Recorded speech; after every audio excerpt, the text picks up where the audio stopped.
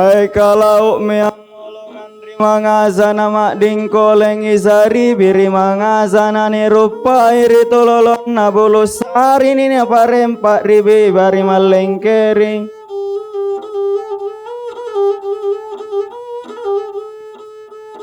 Kairi kanang sangin tumakio mami na tau angandre anapa sorong ikan re na nalari mo tak bese na dan dai mandi na tae na me manna jampa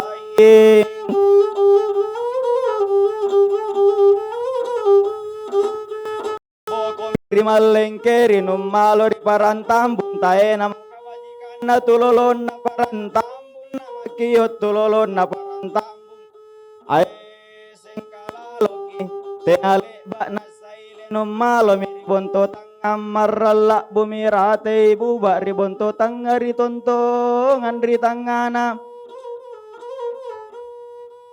tenale banasai laima di daendri makka tulikalau ammolo ngandri jongaya nama dingkole moy masita rijongaya runtungi balla batu arepeki balla kacaya panggau kana naturate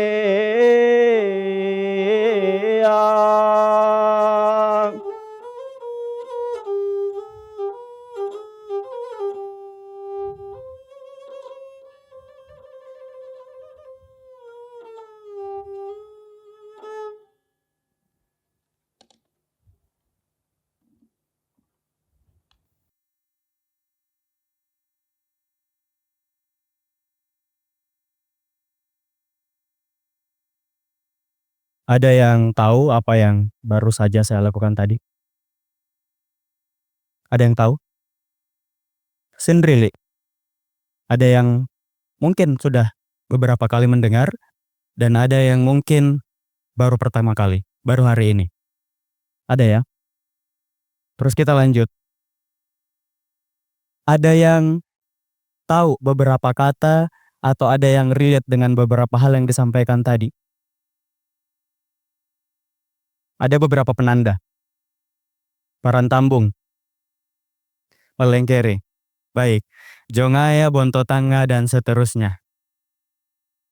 Teman-teman, kita baru saja menjelajahi masa lampau tanpa beranjak sedikit pun. Latar tempatnya persis sama, hanya pemerannya yang berubah. Pemeran hari ini adalah kita semua yang ada di sini, dan siapa yang sampaikan tadi adalah para pemeran yang ada pada masa lampau. Saya jelaskan sedikit tentang Sindri yang saya bawakan. Judulnya adalah Imadi dan Rimakka, seorang bangsawan yang berasal dari Binamu, Janeponto. Ada yang dari Janeponto? Tidak ada? Baik. Imadi adalah bangsawan yang terlibat konflik dengan pamannya sendiri. Dan pada saat ia telah mengumumkan perang terhadap pamannya, ia melakukan perjalanan ke Jumpandang, ke Benteng Panyua, yang sering kita sebut sebagai Benteng Fort Rotterdam, untuk meminta bantuan pasukan dan persenjataan. Perjalanan Imadi dari Binamu, kemudian sampai ia menyeberang di tepi Sungai Jeneberang. Kalau kita lihat potret yang tadi, perjalanannya dimulai dari Mangasa, setelah menyeberangi Taeng, daerah Lambengi. Lalu terus ke Bulus. Bulus Sari adalah tempat di mana kita berada sekarang. Yang saya belum temukan jawabannya adalah kapan ia berubah menjadi Gunung Sari. Kita berada di tempat ini sekarang. Dilanjutkan perjalanan ke Malengkeri sampai ke Parantambung, ada kampus UNM di sana. Kemudian Bonto Tanga, lokasinya Rumata Art Space yang sekarang bagian Landa. Terus ke Jongaya. Sampai di situ ada bagian lain yang melanjutkan perjalanannya sampai ke Jumpandang, daerah Fort Rotterdam. Dan beginilah Sindrili bekerja. Bagi saya Sindrili adalah mesin waktu. Mesinnya tercipta dari cerita dan nada.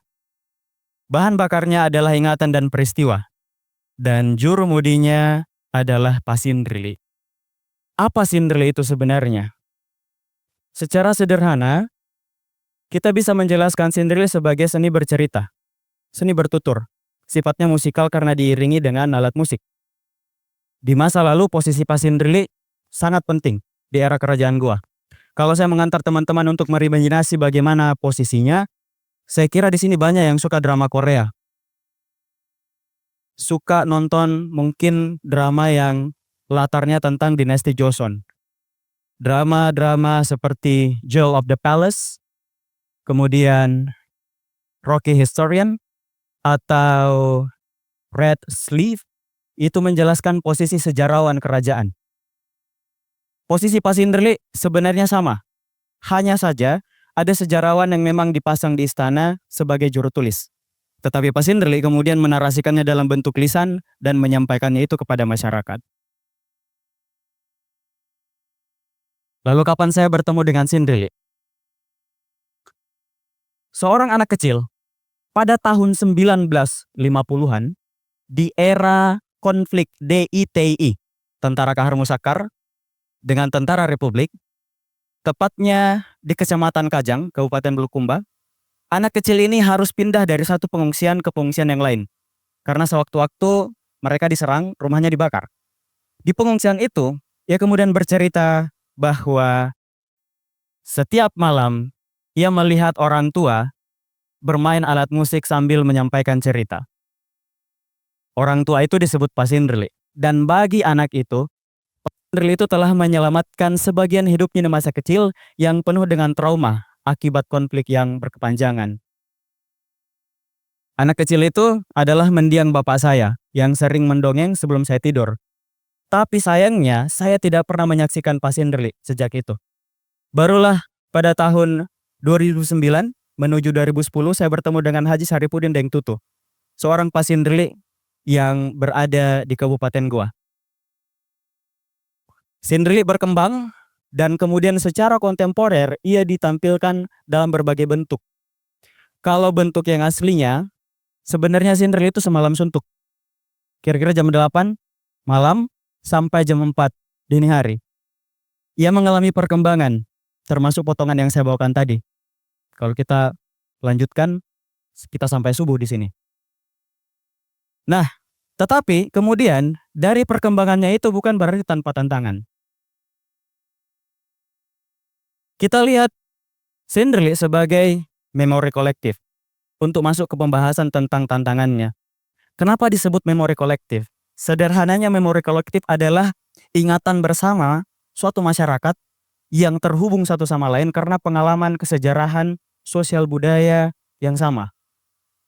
Sindrilik memotret hal-hal seperti ini. Yang saya mau katakan adalah ketika sindrilik hilang, maka memori kolektif akan hilang. Dan ketika memori kolektif hilang, maka ingatan kebudayaan sebuah masyarakat juga bisa hilang. Posisi sindrilik sama sekali tidak ideal. Para pelakunya bisa dihitung jari. Dan ini kondisi yang menjelaskan sindrilik hari ini. Antara ada dan tiada. Kita sebut ada tapi kayak tidak ada. Disebut tidak ada tetapi masih ada. Atau mungkin seperti hantu. Kondisinya demikian karena pasindrilik mengalami tantangan di mana mereka harus menyampaikan sesuatu yang sudah asing bagi masyarakat. Contohnya pada hari ini mungkin, karena ada beberapa di antara teman-teman yang hadir yang bahkan baru menyaksikannya. Hal ini kemudian menjadi tantangan tersendiri bagi mereka karena orang-orang juga akhirnya tidak bisa mengakses. Jika dibandingkan dengan kesenian tradisional yang lain, posisi sindrilik jauh lebih terancam. Kalau meminjam istilahnya Pak Madetaro, seorang pendongeng dari Bali, pekerjaan ini memang susah. Karena kita berurusan dengan hal-hal yang sangat asing. Dan seolah-olah kita seperti membangkitkan orang yang sudah mati atau hal-hal yang sudah terkubur lama. Saya ada potongan naskah sedikit.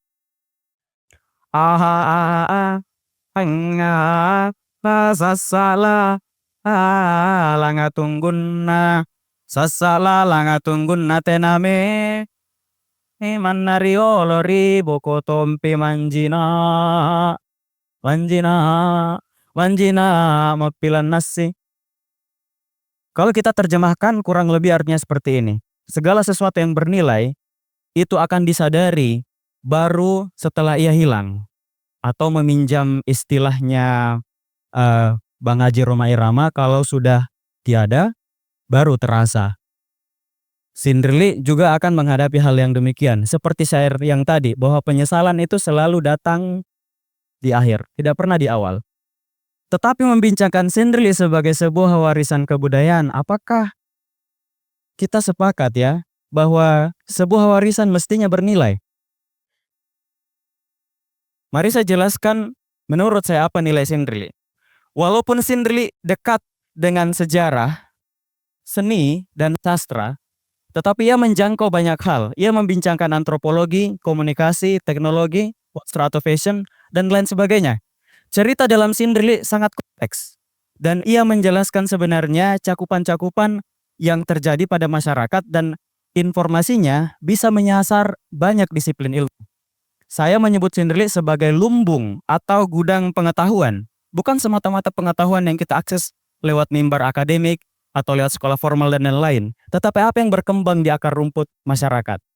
Dan karena ia adalah lumbung pengetahuan, maka sebenarnya satu hal yang bisa dilakukan melalui Sindrili adalah menghubungkan kisah dan pengalaman dengan pengetahuan orang-orang. Ketika orang menyimak Sindrili, sebenarnya mereka bisa mengonfirmasi pengetahuan mereka atau bahkan mengkonfrontasi atau membandingkannya. Satu contoh, ketika saya membawakan Sindrili masih tentang Imadi dan bercerita tentang bagian rumah, kemudian ada audiens yang menginterupsi dan mengatakan, "Oh, ternyata lain ya kalau bahasa Makassarnya penyebutan untuk teras di rumah. Kakek saya bilangnya lain." Lalu terjadi diskusi bahwa ternyata ada nama lain dan nama itu bisa berubah. Kapan ia disebut Paladang, kapan ia disebut Lego-Lego. Terjadi seperti itu.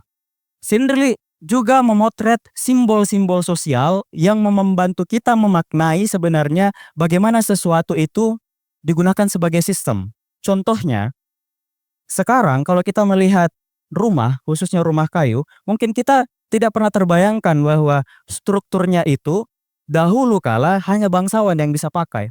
Atau sebaliknya, hanya kalangan rakyat jelata yang bisa pakai. Tapi karena perubahannya itu, siapapun bisa pakai. Kemudian jenis kain yang dipakai, sutra dan seterusnya, sebenarnya terbatas. Siapa yang pakai katun, siapa yang pakai sutra. Tapi semua sudah berubah. Dan perubahan itu juga bisa kita lacak. Kenapa ya berubah dan apa yang betul-betul masih bertahan di masyarakat kita sebenarnya. Selanjutnya, Sindrili juga menjelaskan sebenarnya tentang watak orang Makassar yang terkenal keras itu, seperti Imadi dan Rimaka. Cuma yang menarik menurut saya adalah, apakah kita tidak pernah merenung kenapa orang Makassar seperti itu? Atau sepertinya karena kisah-kisah tidak diteruskan lagi, akhirnya orang tidak punya cerita lagi, orang tidak mau mendengarkan cerita lagi, orang kehilangan cerita.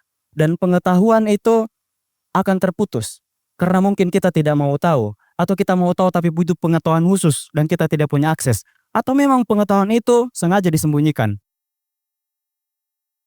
Ada satu cerita, ketika saya membawakan Sindrili di daerah Lakbakang, Pangkep, bersindrili tentang seorang tokoh bernama Imanakut Cadi yang memiliki keris yang disebut keris sakti.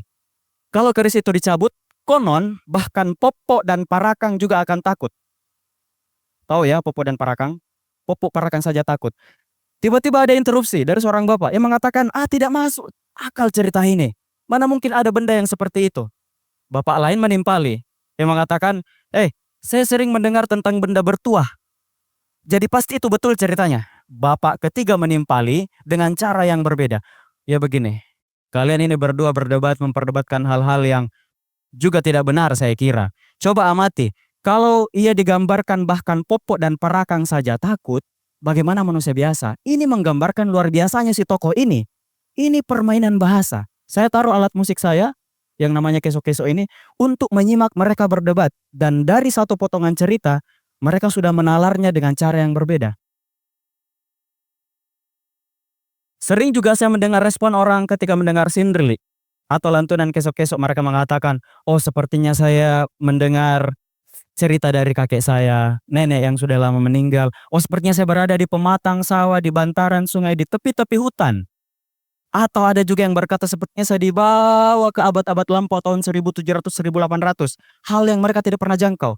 Tapi beginilah Sindri bekerja, mengantar imajinasi orang-orang sampai pada sesuatu yang abstrak yang bahkan mereka tidak pernah berada di situ. Seperti kita semua hari ini. Siapa yang pernah bertemu Imadi di Makkah? Saya juga tidak pernah. Lalu, apakah Pak Sindri yang akan menanggung beban ini semua? Beban kebudayaan ini? Ini yang jadi menarik. Saya percaya bahwa semua orang yang terhubung dengan Sindri memiliki kontribusi masing-masing. Ada yang menyiapkan fasilitas misalnya, ada yang menanggap, ada yang menceritakannya kembali, ada yang menyimak dengan baik, ada yang menyampaikan interupsinya untuk berbagi sudut pandang pengetahuan, ada yang menulis, meneliti, mendokumentasikan. Semua adalah kontribusi besar untuk menjaga ekosistem Sindri tetap berjalan. Pas Sindri datang dan pergi, sayangnya telah lebih banyak yang pergi. Dan masa depan Sindri kian tidak pasti. Yang pasti adalah para pasindri telah mewariskan cerita, nada, dan alat musik yang langka. Lebih dari itu, mereka memotret bagaimana rekaman sosial sebuah masyarakat berkembang dari masa ke masa. Semoga kita yang hadir semua di sini bisa bersama-sama mengambil peran, mendengarkan, menyimak, menceritakan kembali, mendokumentasikan, mengabadikan, menuliskan, dan merayakan Sindri bersama-sama. Terima kasih, saya Arif Rahman Daeng Rate.